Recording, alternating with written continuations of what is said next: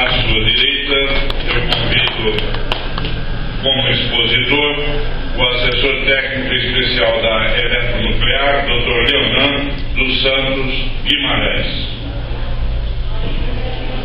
Convido também para debatedor o presidente das Indústrias Nucleares Brasileiras, Dr. Alfredo Trajano. À esquerda do presidente Paulo Sérgio, eu convido o assessor de licenciamento nuclear do projeto Aramar, Dr. Paulo Afonso Barbosa, como debatedor. E para moderador deste painel, tenho o prazer de convidar o diretor industrial da Nuclebras Equipamentos Pesados S.A., o Dr. Liberal Enio Zanelato. A todos a nossa saudação. Meus amigos, companheiros, invocando a proteção de Deus, declaro aberto o segundo painel da parte da tarde, que tem o título A Energia Nuclear e a Sustentabilidade. Como nós estamos cerca de 10 minutos atrasados, sem mais delongas, eu vou passar a palavra ao Dr. Leonan dos Santos Guimarães, que é o nosso expositor. Por favor. Boa tarde a todos, uma oportunidade.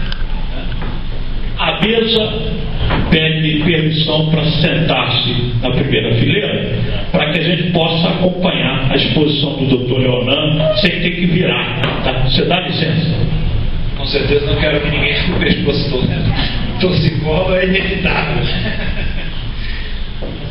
Bom, é um prazer estar aqui hoje, para falar sobre esse assunto, que num contexto bastante interessante, que é o contexto aí da Rio+20. Esse tema já foi objeto de um outro evento também da Rio+20, na segunda-feira, promovido pela Agência Internacional de Energia Atômica, que está presente na Rio+20 no instante. Foi promovido um evento sobre esse mesmo tema, na segunda-feira, aqui próximo do Clube de Engenharia. E hoje a gente tem a oportunidade de amplificar essa discussão. Para complementar essa discussão, nós deixamos aqui, tem alguns livros que tratam exatamente sobre o tema. Eu acho que é interessante, que talvez seja o único livro em língua portuguesa que trata sobre esse assunto. E ele também, esse livro, ele foi inserido num contexto maior de uma série de livros que foram editados sob a coordenação do professor Budenberg sobre o tema sustentabilidade. Então, o tema energia nuclear e sustentabilidade foi inserido nesse contexto. Esse livro foi originalmente lançado em dezembro de 2010 e nós fizemos um relançamento dele na segunda-feira. Uma oportunidade também estamos trazendo aqui para vocês esse tema. Bom, mas como a gente está falando desse contexto de energia, agora eu preciso arrumar um negócio aqui para passar. Tem algum para passar? É um operador especial. Hoje, contar com a operadora. Bom, então, para falar sobre energia nuclear e sustentabilidade, a primeira coisa é a gente imaginar um pouco, pensar quais seriam os desafios que estão por trás desse grande guarda-chuva chamado sustentabilidade. Essa palavra ela se vulgarizou muito rapidamente, ela nasceu da ex-primeira-ministra norueguesa, que ela coordenou um relatório sobre o mandato da ONU e ela cunhou essa expressão, o relatório cunhou essa expressão. E essa expressão ela é muito ampla, e como muito ampla, ela dá mais de inúmeras interpretações, mas no fundo, ela que é o conceito de sustentabilidade, ele está ligado diretamente a 3 desafios, podemos chamar assim, que a humanidade, como um todo, enfrenta. O primeiro desafio é garantir a disponibilidade de recursos naturais para que a sociedade continue se desenvolvendo.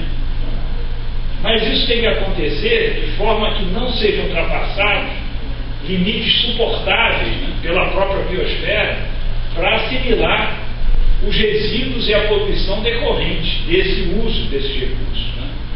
E por último, mas não menos importante, é a redução a eliminação da pobreza e a desigualdade social, não? Que, por mais desenvolvida que a nossa sociedade seja, hoje a gente convive com a pobreza extrema. Agora, recentemente, até no Rascunho Zero, ficou até uma discussão, o termo reduzir a pobreza extrema, aí tiraram o termo extrema, porque a palavra pobreza é muito ampla, né? Ou seja, uma discussão num cunho político. Né? Mas, em resumo, são esses os 3 desafios, né, a se enfrentar. E esse desafio tem que ser num contexto, tem que ser vencido num contexto em que a população mundial ela atinge a casa aí dos 7 bilhões, né? Agora é um fenômeno relativamente recente. A sua taxa de crescimento vem desacelerando de uma forma muito rápida, né? Mas desacelerando de uma forma rápida em termos médios, mas muito desigualmente. Quanto mais desenvolvido o país é, menor a sua taxa de crescimento. Né? Chegamos até a situações bastante preocupantes de países que têm um decréscimo de população. Né? Esse é um desafio novo também que a humanidade tem que enfrentar. Mas, de toda forma, uma parcela muito grande da humanidade continua crescendo em taxas significativas, ainda que decrescente. Certamente é um movimento em desaceleração, mas as projeções razoavelmente aceitas é que até 2050 se agreguem nessa humanidade mais 2 bilhões de seres humanos. Né? Então aqueles desafios têm que ser vencidos nesse contexto. Né? Agora, esses desafios eles trazem, né, alguns problemas cruciais que têm que ser equacionados. Né? E a gente poderia distinguir dividir esses desafios em 3 classes. Né? O primeiro desafio é o desafio da pobreza, o enfrentamento da pobreza. O segundo desafio é o enfrentamento dos direitos, da concessão, do alargamento do acesso aos direitos humanos e, por último, a preservação do meio ambiente. Quando a gente fala em pobreza, a gente fala basicamente em energia, água, alimento e moradia. Mas por que energia aparece em primeiro lugar e a gente até sublinha? Porque não existe nenhuma chance de resolver nenhum dos outros problemas enquanto o problema de energia não for razoavelmente equacionado. Não? Daí a sua importância tão transcendental, porque não adianta discutirmos outros problemas, por exemplo, da água, né, que é um problema, o acesso à água, né, ao uso da água, se o problema da energia não estiver equacionado, por exemplo. Né, dizer que falta água no mundo, que numa superfície de 70% é coberta por água, é até um paradoxo. Né? Na verdade, não falta água, nunca faltará. O que falta é energia para processar essa água e para distribuir ela para onde ela é necessária. Faltar água nunca faltará. Esse é um conceito meio equivocado que se coloca. Por exemplo, né, a mesma coisa é o alimento. Para produzir alimento em quantidade suficiente, você precisa de grande quantidade de energia, moradia, para construir materiais de construção. Né? Mas isso também se aplica, não é só esse aspecto exclusivo da pobreza, se aplica aos direitos humanos também. Nós pretendemos ampliar o acesso à saúde, à educação, à democracia, à luta contra o terrorismo e à manutenção da paz. A equacionamento do problema da energia é fundamental. Na educação e saúde, por motivos óbvios. Né? Todas as atividades são consumidoras de energia. Mas quando se fala em democracia, terrorismo e guerra, também a energia joga um ponto crucial, porque se a gente for ver ao longo da história, e até hoje nos nossos dias, os grandes desequilíbrios que levam a situações de conflito, normalmente giram em torno do controle das fontes de energia, que pese que eles às vezes vêm disfarçados de problemas políticos, de problemas religiosos, mas no fundo sempre se encontrará o tema energia por trás das ameaças à democracia, a ameaça terrorista e a própria guerra. Em terceiro lugar, o meio ambiente.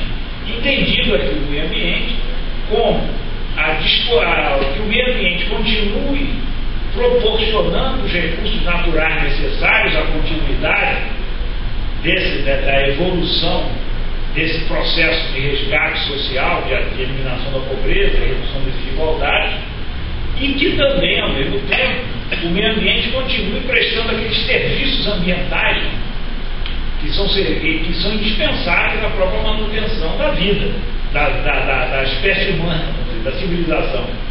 Os serviços ambientais têm esse regime de chuva, de vento, de sol, todos esses aspectos. Quer dizer, e o debate sobre energia, né, ele é bastante problemático, né, no mundo todo, porque, em geral, eu chamo de 4 pecados, né, ou 4 venenos, e atrapalham bastante esse debate. O primeiro é o sectarismo. Em geral, as pessoas, a gente vê isso de uma forma muito nítida nesse debate da RI+20. Existe um certo sectarismo nas propostas de opções energéticas. Né? O que caracteriza o sectarismo? O sectarismo é você defender uma coisa de uma forma, você gostar, ou querer, ou acreditar numa coisa, sem um fundamento racional. É mais ou menos aquilo que a gente tem com o time de futebol. Né? Por exemplo, o Paulo Afonso, que é fluminense,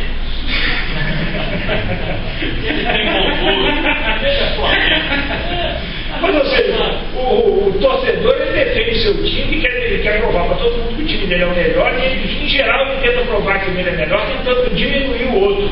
Tá? Quer dizer, esse pensamento sectário, ele é muito ruim para a racionalidade do debate. Outro aspecto é o mito da panaceia, que a gente também vê muito aqui na RI+20, a disseminação. Mito da panaceia é aquele mito grego que o remédio para todos os males. Evidentemente, para nada na vida existe panaceia, infelizmente, né? Muito menos com um tema complexo como esse. Nada se resolve através de uma solução única.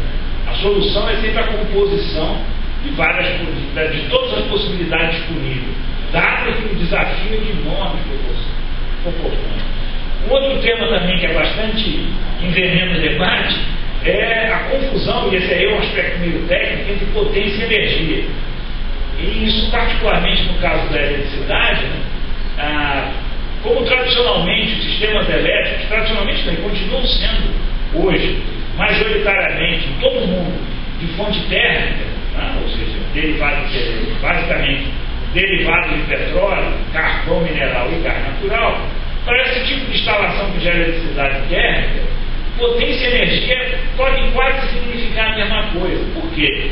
Porque a geração de energia que essa potência permite, ela só é condicionada pela disponibilidade do combustível. É uma decisão. Você decide quanto de energia você tira daquela potência. Agora, na medida que a gente introduz fontes renováveis, e esse é um tema quente, né? Todo mundo está discutindo, mas é um tema velho no Brasil. Tá? O Brasil é renovável há 60 anos, né? Já não é mais assim, porque a potência de origem renovável, ela não é, a energia que ela gera não depende da decisão do homem, ela depende das condições da natureza. Então a gente não pode, como mistura renovável com não renovável, a gente confundir potência, atribuir a mesma coisa, como sendo a mesma coisa. 1 megawatt de potência eólica não é a mesma coisa que 1 megawatt de potência de gás natural, não é a mesma coisa que 1 megawatt de potência hidráulica. Estamos falando de coisas completamente diferentes, mas no discurso corrente parece que estamos falando a mesma coisa. Tá? E as pessoas insistem em repetir esse discurso. Né? Um exemplo clássico aqui no Brasil é os atlas de potencial. Se faz um atlas de potencial eólico, onde se diz que o potencial eólico é capaz de atender 2 vezes a necessidade brasileira até 2050. Isso é uma falácia.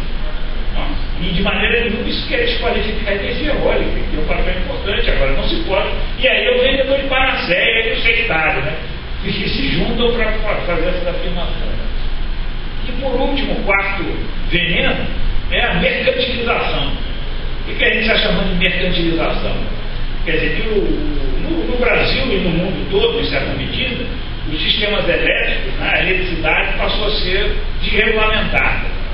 Então ela passa a ir em mercados competitivos, e aí no mercado competitivo quem manda é o preço. Tá?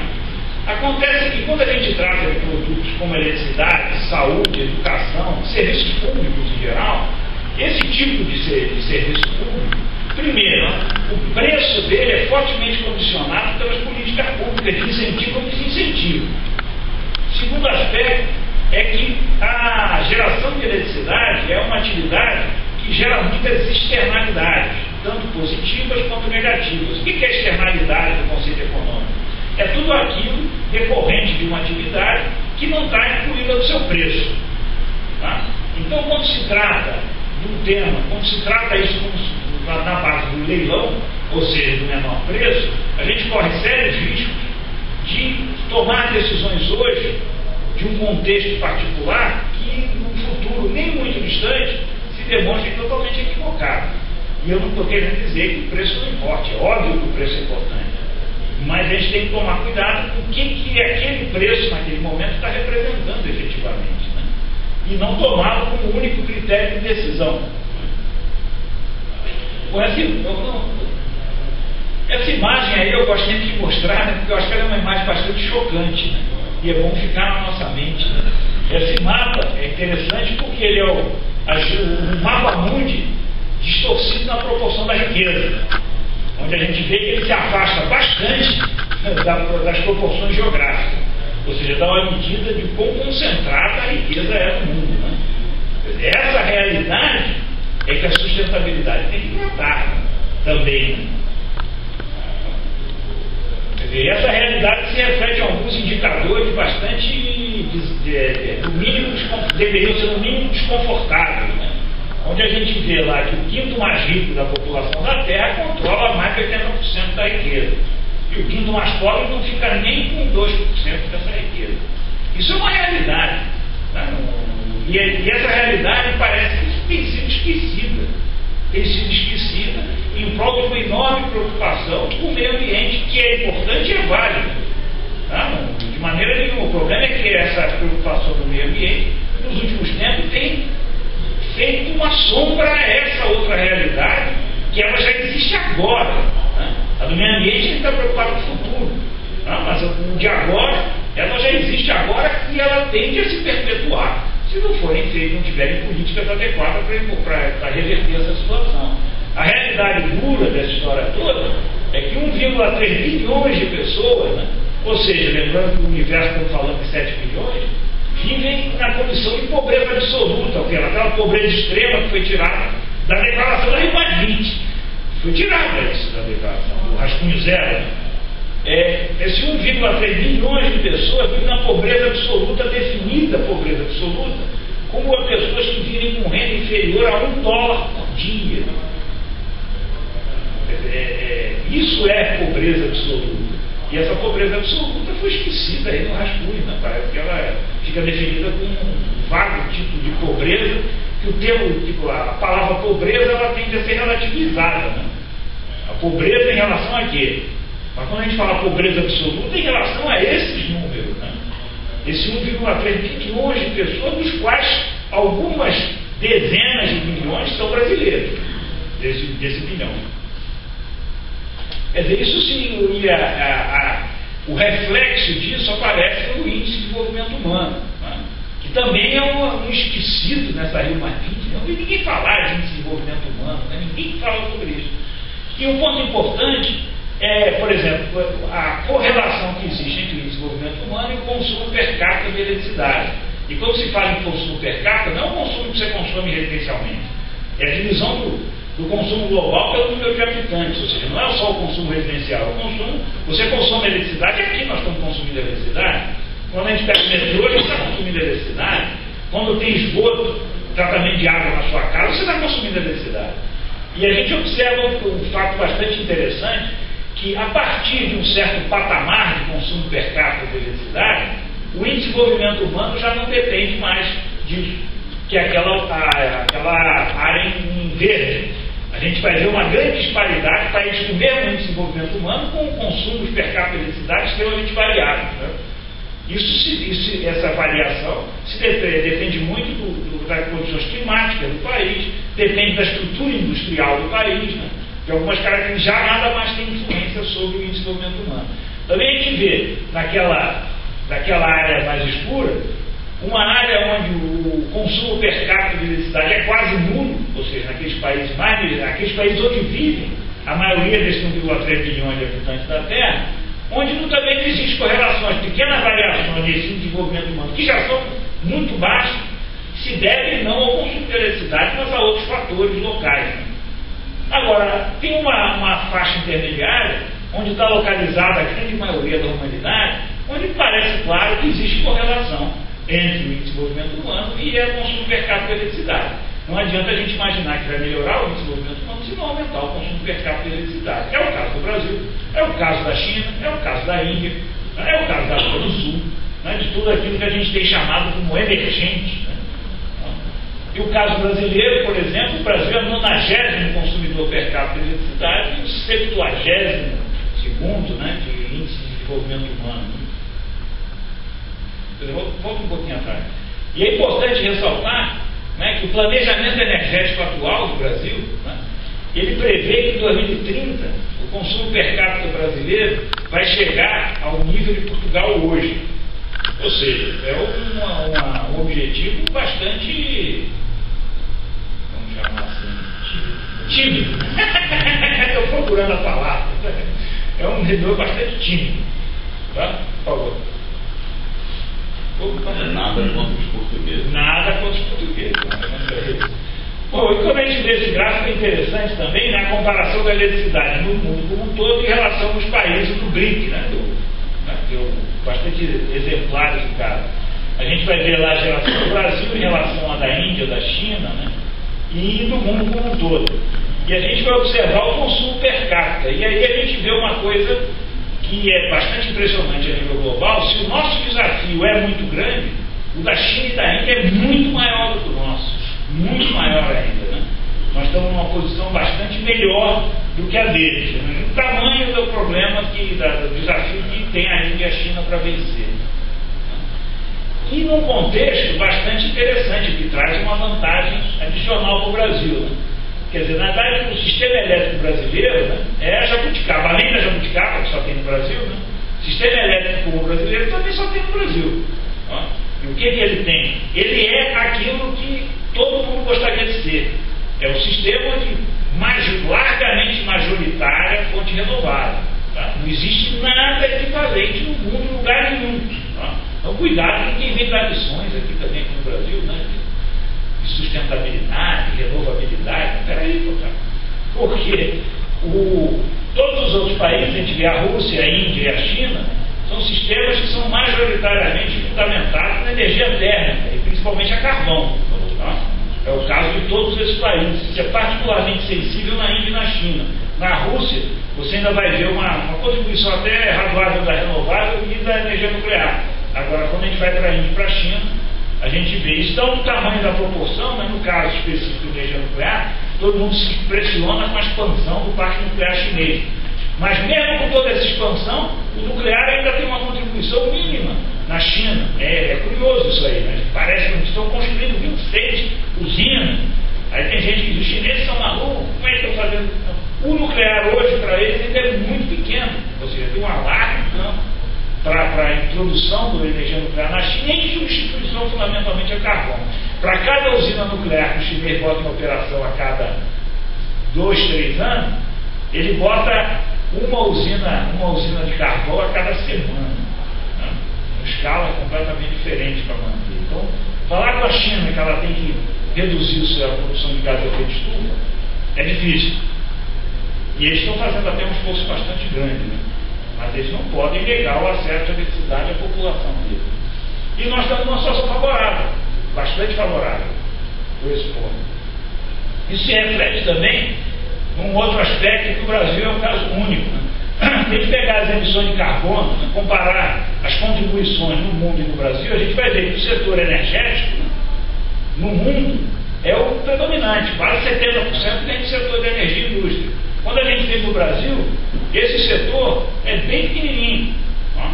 O que mostra como a nossa matriz energética, e até em certa medida a própria nossa indústria, é bastante, relativamente limpa em relação à média do resto do mundo.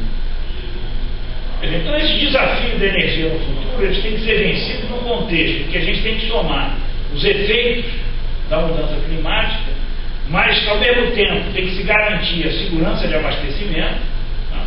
E por último, num contexto que existe uma grande volatilidade nos preços dos combustíveis fósseis, né? Esse é um aspecto importante. O gás natural, ele entrou a partir da década de 80, alguém pensou em usar o gás natural para gerar eletricidade, porque isso praticamente não era usado. O gás natural era muito barato, ele era quase que subproduto, tinha produção e não tinha consumo, e conseguiu escoar grandes quantidades de gás natural a baixo preço. Mas hoje há uma tendência clara ao gás natural ser alinhado por definição, o preço do petróleo é altamente volátil. Então, nesse contexto é que esse desafio tem que ser vencido. E quando a gente fala em segurança de abastecimento, tem duas vertentes do conceito de segurança de abastecimento. O primeiro é a vertente de se você usa combustível, você garantir a disponibilidade desse produto, depender do mínimo possível de fontes externas. Mas também segurança de abastecimento é um fator que é único no Brasil, mas no resto do mundo a medida vai tentar. A partir do momento que as energias renováveis participam com maior peso na geração elétrica, elas se tornam uma questão de segurança energética. Não é à toa o vídeo que nós tivemos em 2001, o famoso apagão de 2001. Quer dizer, a gente tem que garantir a segurança energética num sistema renovável. É uma outra coordenada, um outro eixo associado à segurança energética. Né? Não, porque a gente não pode ser unicamente dependente da natureza, porque senão a gente cria situações como aconteceu aqui no Brasil, um caso de exemplo fácil.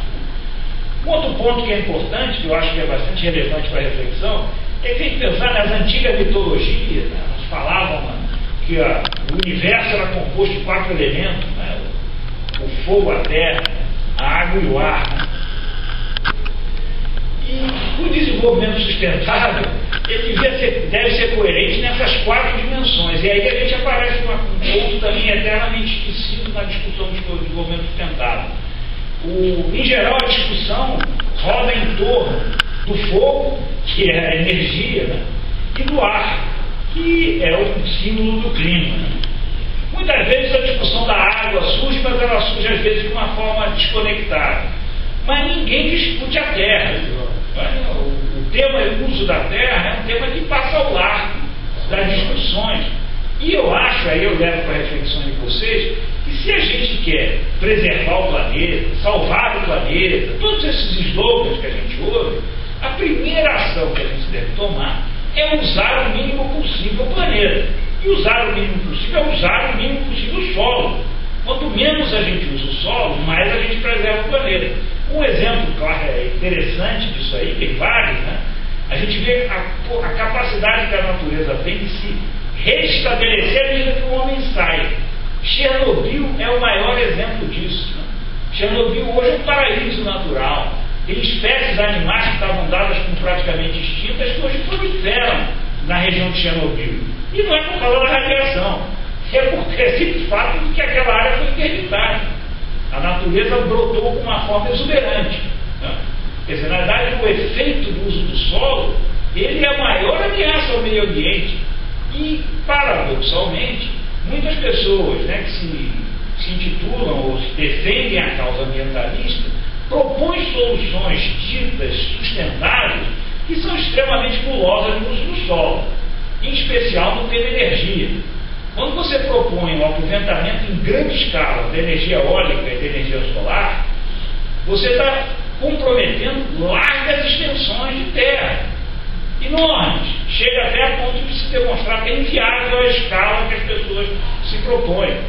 E o uso dessa terra, no ponto, quando se propõe o uso de biocombustíveis, a mesma coisa se repete. Você está propondo, embutido nisso, o uso de largas extensões de terra.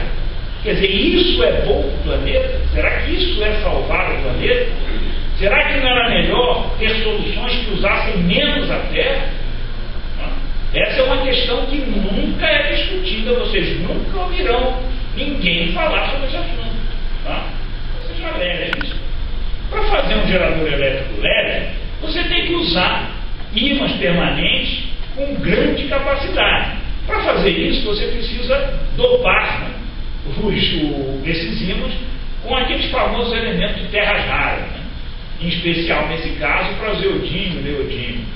Ora, terras raras são minerais que não são raros, mas eles são muito diluídos, ou seja, em baixas concentrações. Então, para produzir uma pequena quantidade de praseodímio, você tem que processar volumes enormes de minério.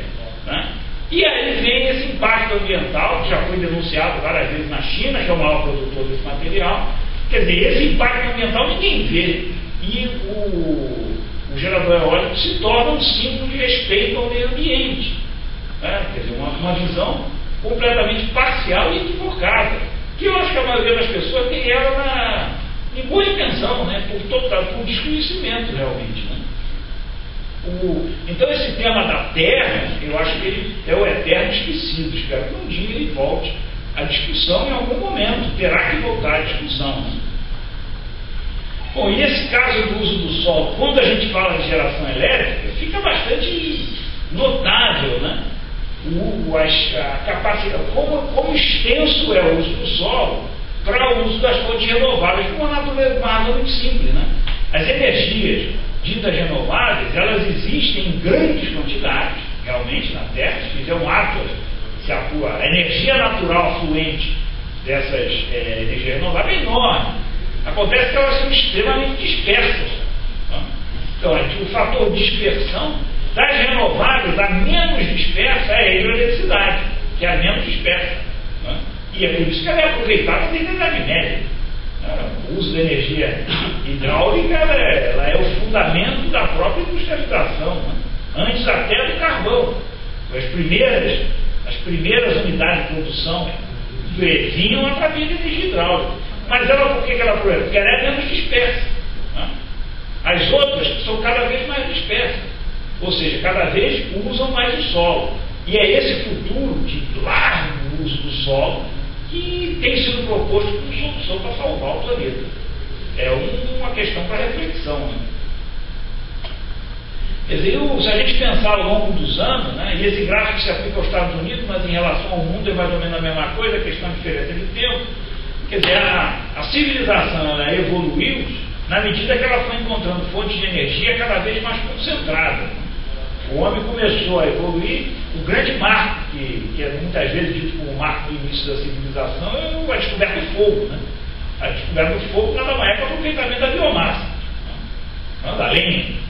Aí você passou aí, a civilização se construiu em cima disso. Aí ao longo lá do século XVIII, final do século XVII e do século XVIII, se começa a descobrir o carvão mineral. E ele causou uma revolução industrial. Passaram-se aí uns 200 anos, o homem descobriu o petróleo, que é uma fonte de energia muito mais concentrada do que o carvão. E aí isso causou uma nova revolução. Né? Depois disso, o homem descobriu o gás natural, junto com o petróleo, que não é mais concentrado, mas também passou a ter um papel como até como um subproduto, em certa medida, um produto paralelo ao petróleo. E aí passaram-se 50 anos, o homem descobriu a fonte de energia mais concentrada. Ele sabe usar de forma de produzir em grande escala, que é a energia da fissão do átomo. Ora, eu acredito que a revolução que essa fonte vier para ainda não começou. Né? Porque o caminho da civilização foi no sentido das fontes mais concentradas. Agora está se propondo um caminho de voltar às fontes mais dispersas. Só que quando se usava as fontes dispersas, a humanidade era muito menor do que ela é hoje. Né? Um exemplo interessante da gente ver, por exemplo, né, é como é que o uso do solo é crucial. Né? Se a gente for na Espanha e em Portugal, a gente vai ver um país bastante pouco arborizado. No sul da Inglaterra também é assim. Né? Não tem floresta, né? Muito pouca. Né? E por que? Mas tinha, e muitas. O grande vilão da história foi a construção naval. E além. Né? Se a gente for lá em Angra, não precisa ir muito longe, né? Uma coisa que eu me pergunto, né? A gente olha fotos antigas de Angra e a gente vê vários morros desflorestados. Né? Por que esses morros estão desflorestados? É a lenha. Quer dizer, o homem, vivendo a população pequena, foi capaz de fazer tanto desflorestamento por outra lenha. Tá? Então, o caminho da concentração parece ser o caminho histórico. E a gente, de certa forma, está propondo inverter esse caminho. E entramos no terreno desconhecido. Né? Ninguém sabe qual seria o real efeito desse uso dessas tecnologias em grande escala. Né? Bom, então, nesse debate, né, eu vi aquela menina muito bonitinha ontem, né, falando, a menina neozelandesa, né, e muito emocionada e muito sincera no que ela fala, né, mas ela está equivocada. Infelizmente ela está equivocada, não é aquilo o caminho, não pode ser. Por quê? Quer dizer, muita gente defende, né, que uma revolução na matriz energética é a única solução para a ameaça da mudança climática. propõe isso, ele não consegue visualizar que as principais transformações a nível global levam tempo para acontecer. E a própria velocidade da difusão tecnológica, ela depende de inúmeros fatores, né? A gente vai dar algum... E por que isso? A gente esquece, né, que a nossa geração é herdeira do capital físico que as gerações anteriores transferiram para nós. Por exemplo, quando nós nascemos, né, a gente já tinha estrada, já tinha edifício, já tinha serviço de saúde, já tinha sistema de educação. Isso não fomos nós que fizemos, nós recebemos como herança da geração passada.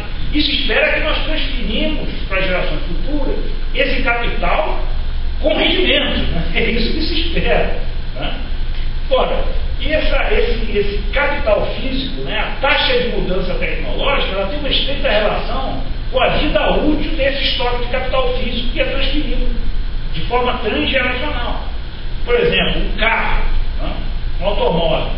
A vida útil do automóvel é alguma coisa de 10 anos. O meu, por exemplo, tem 10, fez 10 anos agora e está bonzinho. Estou usando ele, pretendo ficar bastante tempo ainda. Mas é alguma coisa dessa ordem. Quando a gente fala de edifícios, construções, a gente fala de capital físico como uma vida útil centenária, às vezes, né? Tem alguns prédios que a gente usa aqui normalmente são centenários, né? Quer dizer, então esse estoque de capital físico ele existe e ele tem uma vida útil. Vamos pegar o exemplo dos carros, né?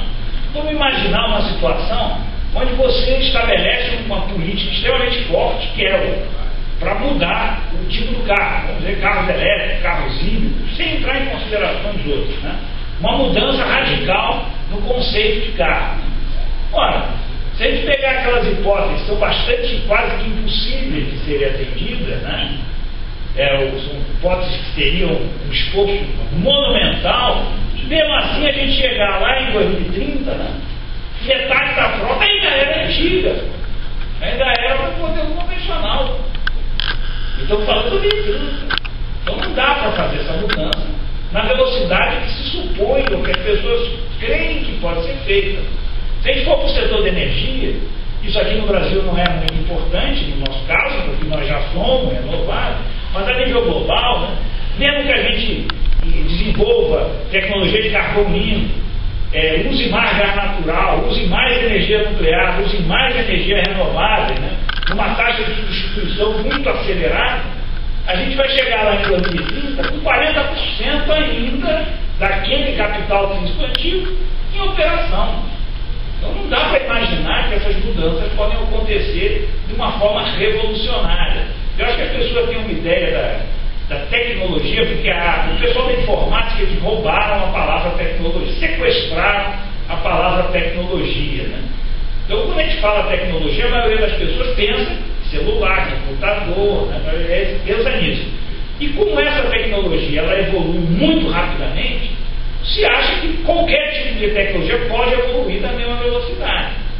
Acontece que essas tecnologias, elas envolvem pequenas unidades de capital físico. Né? As outras envolvem grandes unidades com grande capital físico criado. Então não se pode imaginar que essa mudança possa acontecer nessa velocidade. Tá? Mas cria-se uma ilusão de que é possível. Né? Então, na verdade, buscar a combinação dessas soluções é a única saída que nós temos. Opa, voltou atrás? Não, volta atrás. Quer dizer, na verdade, quando a gente está falando de redução de emissões, tem uma série de ações que tem que ser tomadas igualmente. Redução, aumento do uso do gás natural, aumento da geração nuclear, das energias renováveis. Essas coisas todas, uma não invalida a outra, todas são complementares. E ainda tem um grande aspecto na área de conservação e eficiência energética. Né? O maior uso do transporte de massa, uso de equipamentos mais econômicos, redução do consumo dos edifícios, ou seja, uma combinação de todas essas ativações. Não se imagina que exista uma ou poucas ações que possam resolver esse problema. Quando a gente vai no tema energia nuclear especificamente, né, se a gente for olhar, e não sou eu que estou falando isso, se pegar os cenários projetados do IPCC, né, o Painel Internacional de Mudança Climática, que nos últimos tempos tem sido quase como um oráculo, né? Se a gente olhar as suas próprias projeções de futuro, não existe nenhum cenário que se consiga construir um mundo um pouco melhor sem aumentar a contribuição da geração nuclear. Não sou eu que estou dizendo, é o IPCC que diz. Então, eu acho que a gente está... E esse tema parece que eu tabu, ninguém pode mais falar disso. Na Rimarrite é proibido falar, né, sobre esse assunto. Né? E parece um problema que a ideologia está superando a razão. Né? A razão. Agora, o problema, isso não seria um problema se nós estivéssemos tratando do tema político. Mas não estamos tratando do tema político, não. Estamos tratando do futuro, da humanidade como um todo. Se a gente continuar nessa visão tão estreita do problema, nessa visão messiânica que existe revolução, e a menina falando bonito, e além de tudo ela era bonita também, a menina falando, e a gente seguir esse caminho messiânico, a gente está comprometendo o futuro, aí sim estamos comprometendo o futuro das próximas gerações. Então, para concluir, né, eu diria que a sustentabilidade energética ela não pode prescindir da geração elétrica nuclear. Não é panaceia. Também é impossível você vender a energia nuclear como panaceia que vai resolver todos os problemas, é mentira. Agora, ela faz parte, ela não é a solução, mas ela tem que fazer parte da solução, sob o risco de não haver solução. Porque a solução é a composição inteligente de todos os recursos existentes. Se a gente não souber combinar inteligentemente todos os recursos existentes, não haverá solução. Então a gente tem que fugir um pouco do sectarismo, né, e da ilusão da panaceia e da ilusão da revolução. Né, da revolução do ponto de vista tecnológico. Revolução se pode fazer de forma política. Revolução política pode se fazer muito rapidamente. Agora, revolução nesse contexto tecnológico não dá para ser feito. Mas o voluntarismo, né, até com boas intenções, podem levar mais tempo. Como dizia uma vez, não sei de quem é essa frase, mas de boas intenções o inferno está lotado. Né? E a gente corre o risco de entrar num processo desse tipo. Então, obrigado.